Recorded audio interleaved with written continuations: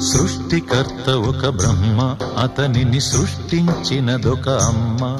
ఆ అమ్మకి తెలియని చిత్రాలు ఎన్నో, ఈ సృష్టిని స్తంభింపచేసే తంత్రాలు ఎన్నో. సృష్టికర్త ఒక బ్రహ్మ, అతనిని సృష్టించినదొక అమ్మ.